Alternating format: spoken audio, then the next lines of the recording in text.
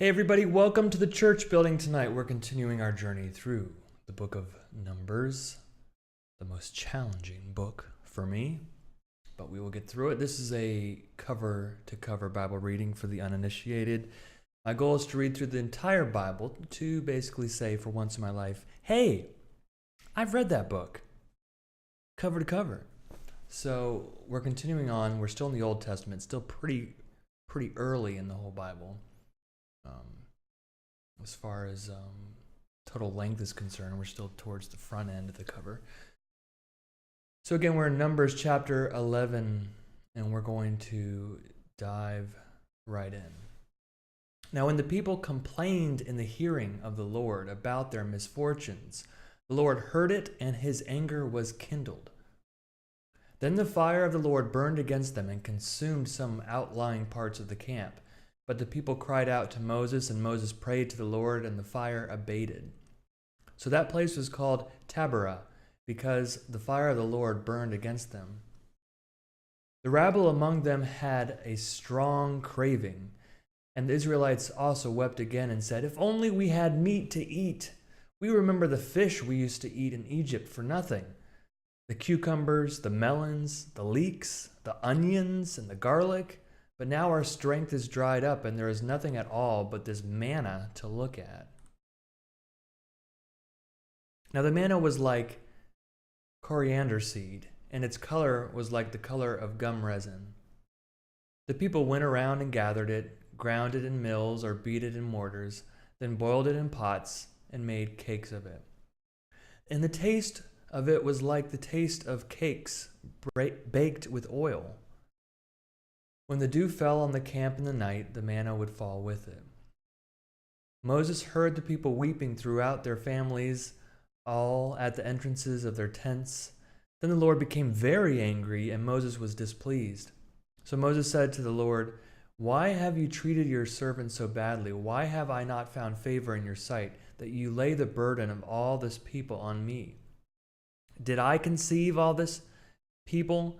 Did I give birth to them, that you should say to me, 'Carry them in your bosom, as a nurse carries a sucking child, to the land that you promised an oath to their ancestors'? Where am I to get meat to give to all these people? For they come weeping to me and say, 'Give us meat to eat.' I am not able to carry all this people alone, for they are too heavy for me. If this is the way you are going to treat me, put me to death at once, if I have found favor in your sight, and do not let me see my misery." Verse 16.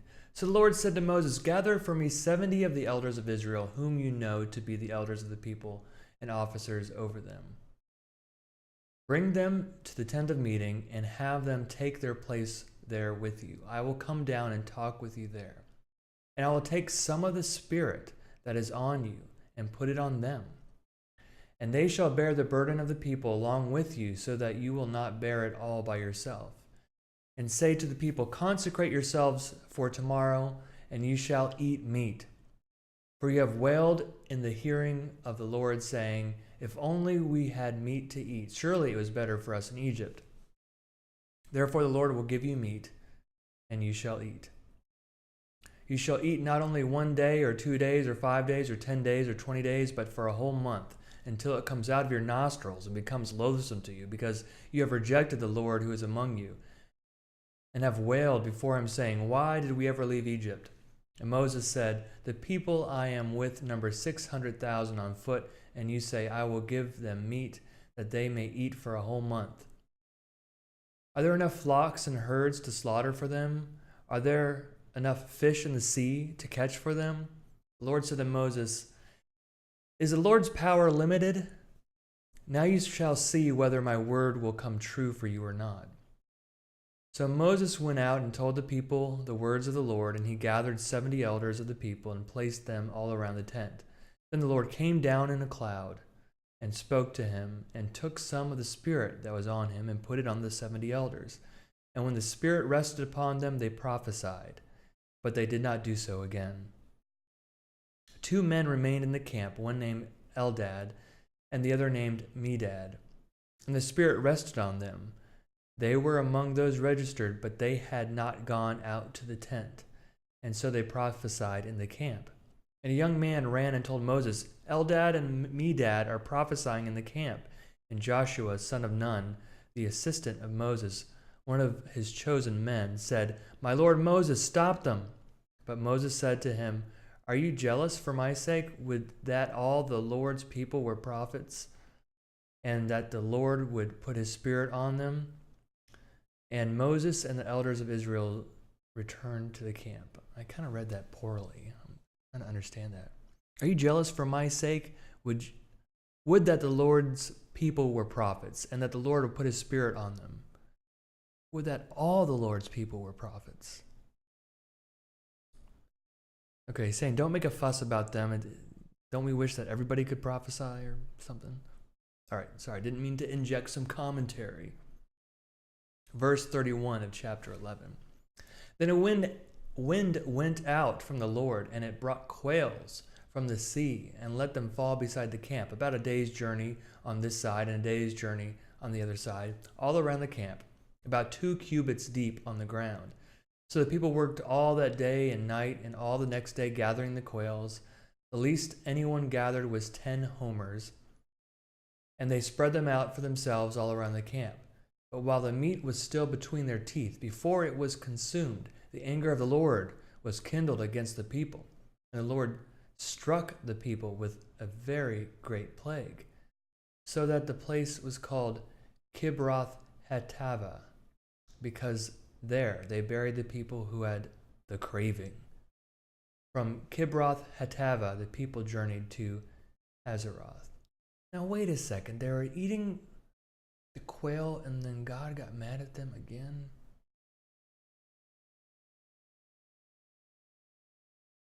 Because they had the craving. I guess they were still cranky. No, even with the meat between their teeth, they were cranky. That's all I can gather.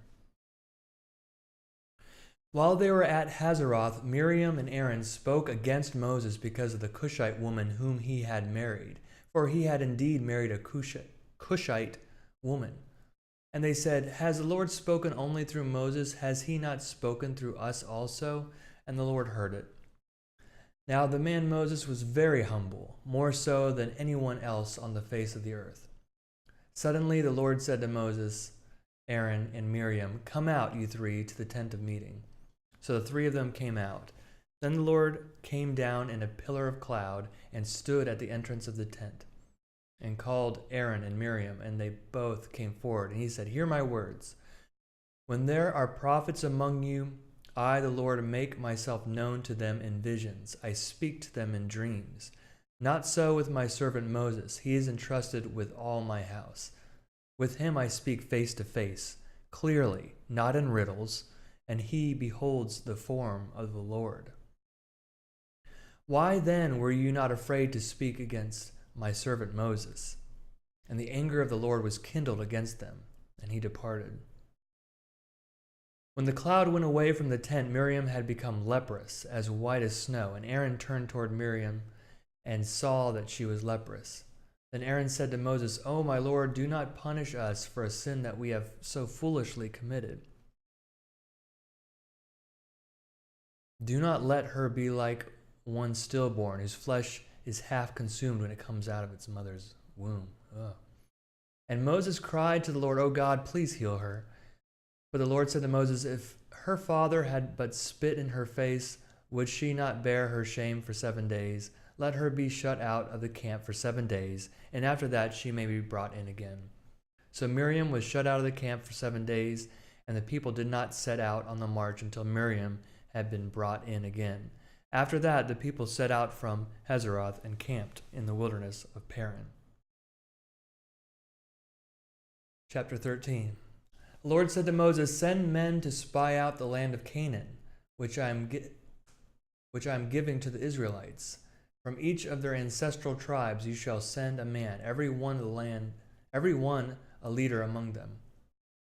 So Moses sent them from the wilderness of Paran, according to the command of the Lord, all of them leading men among the Israelites. These were their names. From the tribe of Reuben, Shemra, son of Zachar. From the tribe of Simeon,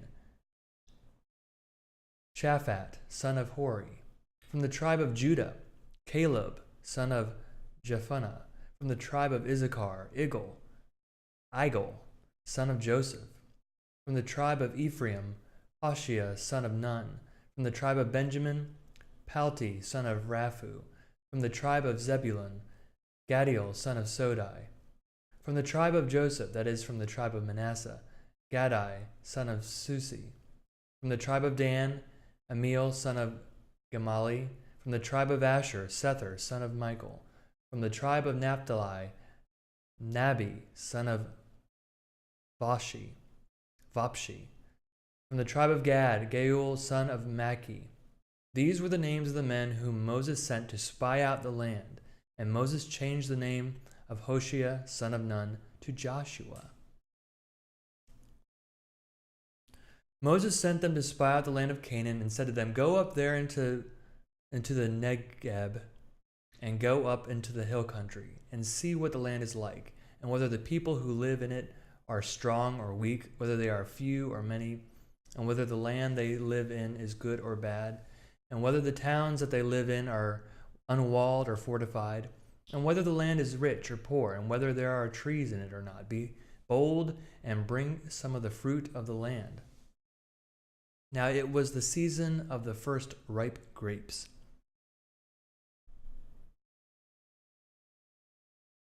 Verse 21, so they went up and spied out the land from the wilderness of Zin to Rehob, near Lebo Hamath. They went up into the Negeb and came into Hebron. And Ahiman, Seshai, and Talmai, the Anakites, were there. Hebron was built 7 years before Zoan in Egypt. And they came to the Wadi Eskal and cut down from there a branch from a single cluster of grapes, and they carried it on a pole between two of them. They also brought some pomegranates and figs. That place was called the Wadi Eshal because of the cluster that the Israelites cut down from there. At the end of 40 days, they returned from spying out the land, and they came to Moses and Aaron and to all the congregation of the Israelites in the wilderness of Paran at Kadesh. They brought back word to them and to all the congregation and showed them the fruit of the land. And they told him, "We came to the land which you sent us, It flows with milk and honey, and this is its fruit. Yet the people who live in the land are strong, and the towns are fortified and very large. And besides, we saw the descendants of Anak there. The Amalekites live in the land of the Negeb. The Hittites, the Jebusites, and the Amorites live in the hill country, and the Canaanites live by the sea and along the Jordan." But Caleb quieted the people before Moses and said, "Let us go up at once and occupy it, for we are well able to overcome it." Then the men who had gone up with him said, "We are not able to go up against this people, for they are stronger than we."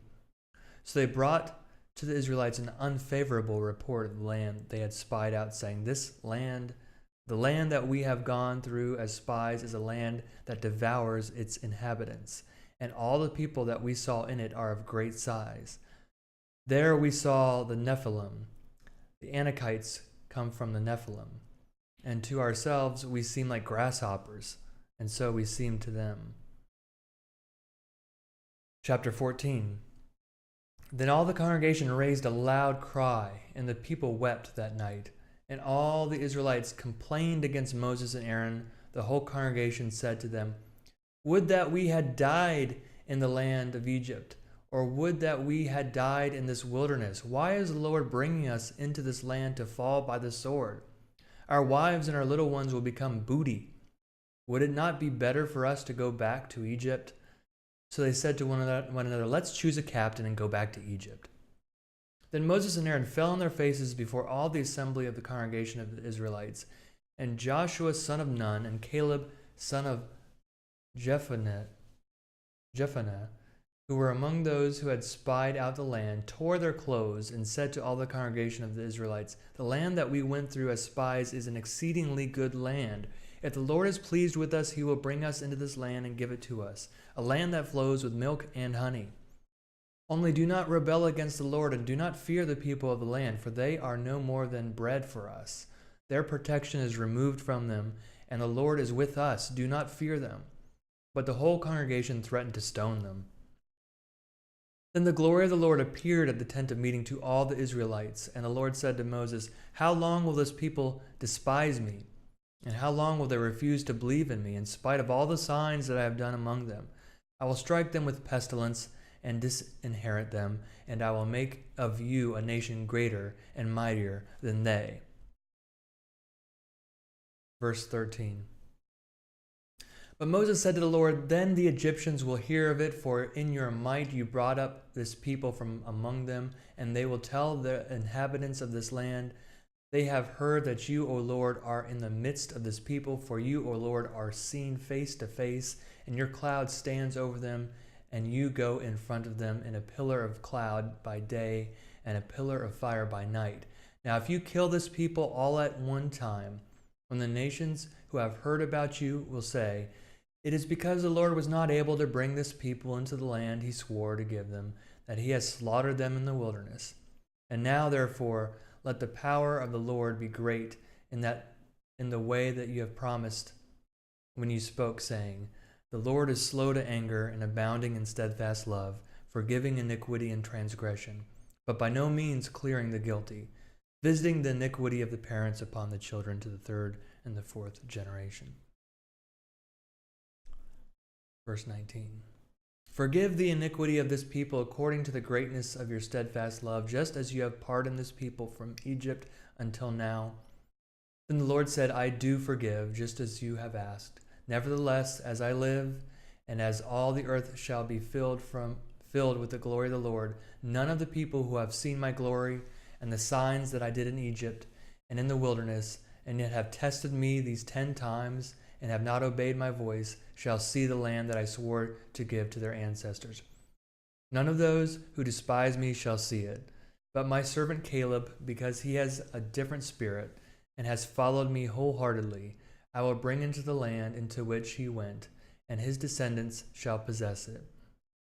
Now since the Amalekites and the Canaanites live in the valleys, turn tomorrow and set out for the wilderness by the way of the Red Sea."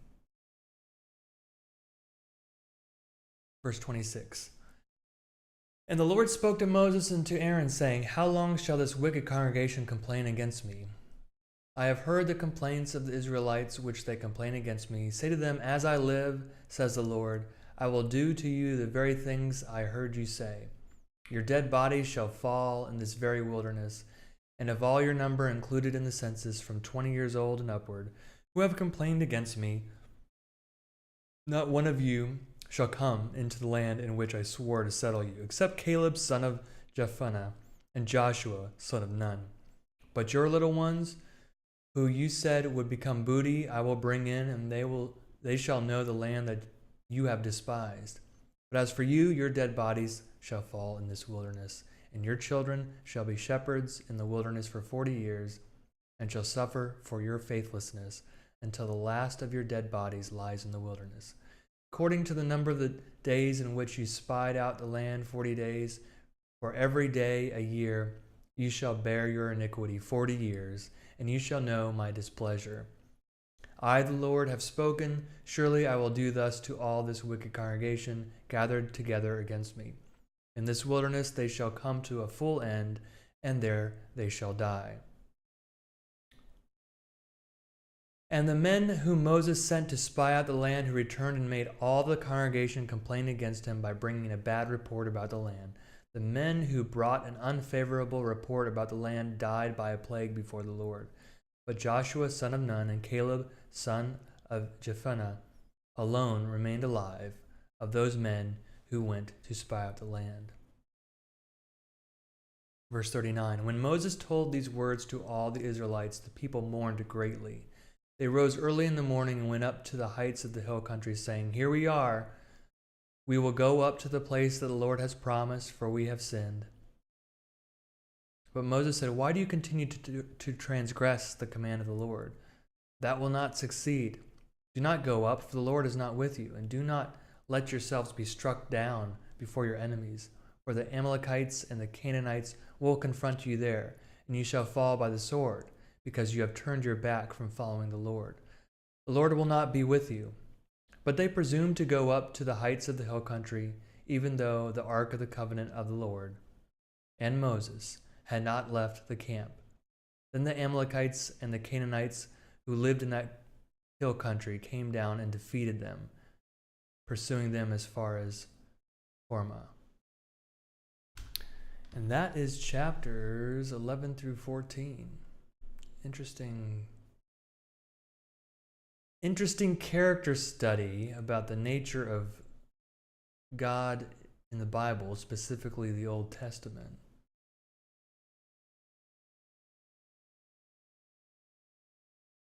I'll hold back my commentary. I'm thinking about reading one more chapter. I don't know. I'm going to go ahead and read chapter 15. The Lord spoke to Moses, saying, "Speak to the Israelites and say to them, when you come into the land you are to inhabit, which I am giving to you, and you make an offering by fire to the Lord from the herd or from the flock, whether a burnt offering or sacrifice, to fulfill a vow or as a freewill offering at your appointed festivals, to make a pleasing odor for the Lord, then whoever presents such an offering to the Lord shall present also a grain offering, 1/10 of an ephah of choice flour, mixed with 1/4 of a hin of oil. Moreover, you shall offer 1/4 of a hin of wine as a drink offering with a burnt offering or the sacrifice for each lamb. For a ram you shall offer a grain offering, 2/10 of an ephah of choice flour, mixed with 1/3 of a hin of oil, and as a drink offering you shall offer 1/3 of a hin of wine, a pleasing odor to the Lord. When you offer a bull as a burnt offering or sacrifice to fulfill a vow or as an offering of well-being to the Lord, then you shall present with a bull a grain offering, 3/10 of an ephah of choice flour, mixed with half a hin of oil, and you shall present as a drink offering half a hin of wine, as an offering by fire, a pleasing odor to the Lord. Verse 11, thus it shall be done for each ox or ram, or for each of the male lambs or the kids. According to the number that you offer, so you shall do with each and every one. Every native Israelite shall do these things in this way, in presenting an offering by fire, a pleasing odor to the Lord. An alien who lives with you or takes up permanent residence among you and wishes to offer an offering by fire, a pleasing odor to the Lord, shall do as you do. As for the assembly, there shall be for both you and the resident alien a single statute, a perpetual statute throughout your generations, and you and the alien shall be alike before the Lord. You and the alien who resides with you shall have the same law and the same ordinance. Verse 17. The Lord spoke to Moses, saying, "Speak to the Israelites and say to them, after you come into the land to which I am bringing you, wherever you eat of the bread of the land, you shall present a donation to the Lord. From your first batch of dough you shall present a loaf as a donation. You shall present it just as you present a donation from the threshing floor. Throughout your generations you shall give to the Lord a donation from the first of your batch of dough. But if you unintentionally fail to observe all these commandments that the Lord has spoken to Moses, everything that the Lord has commanded you by Moses from the day the Lord gave commandment and thereafter, throughout your generations, then if it was done unintentionally without the knowledge of the congregation, the whole congregation shall offer one young bull for a burnt offering, a pleasing odor to the Lord, together with its grain offering and its drink offering, according to the ordinance, and one male goat for a sin offering. The priest shall make atonement for all the congregation of the Israelites, and they shall be forgiven. It was unintentional, and they have brought their offering, an offering by fire to the Lord, and their sin offering before the Lord for their error. All the congregation of the Israelites shall be forgiven, as well as the aliens residing among them, because the whole people was involved in the error.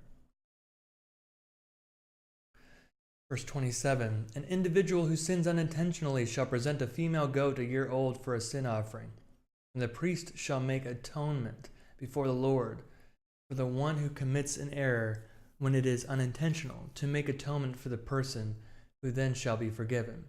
For both the native among the Israelites and the alien residing among them, you shall have the same law for anyone who acts in error. But whoever acts high-handedly, whether a native or an alien, affronts the Lord, and shall be cut off from among the people, because of having despised the word of the Lord and broken his commandment.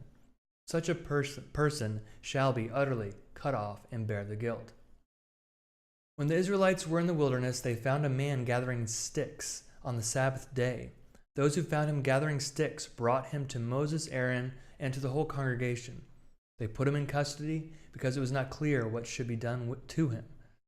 Then the Lord said to Moses, "The man shall be put to death. All the congregation shall stone him outside the camp." The whole congregation brought him outside the camp and stoned him to death, just as the Lord commanded Moses. Verse 37. The Lord spoke to Moses, "Speak to the Israelites and tell them to make fringes on the corners of their garments throughout their generations, and to put a blue cord on the fringe at each corner. You have the fringe so that when you see it, you will remember all the commandments of the Lord and do them, and not follow the lust of your own heart and your own eyes. So you shall remember and do all my commandments, and you shall be holy to your God.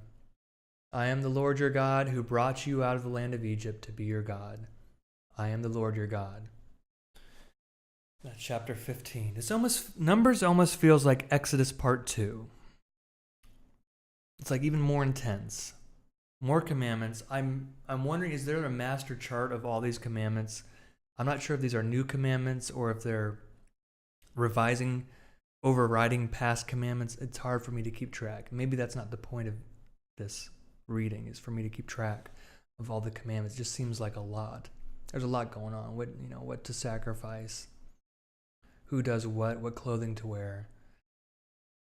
Maybe you're keeping up, but either way, thanks for joining with me on this journey. Thank you for walking with me through this wilderness of the Old Testament. May we reach our promised land eventually, so on and so forth. Have a great day. I'm rooting for your success. Hang in there.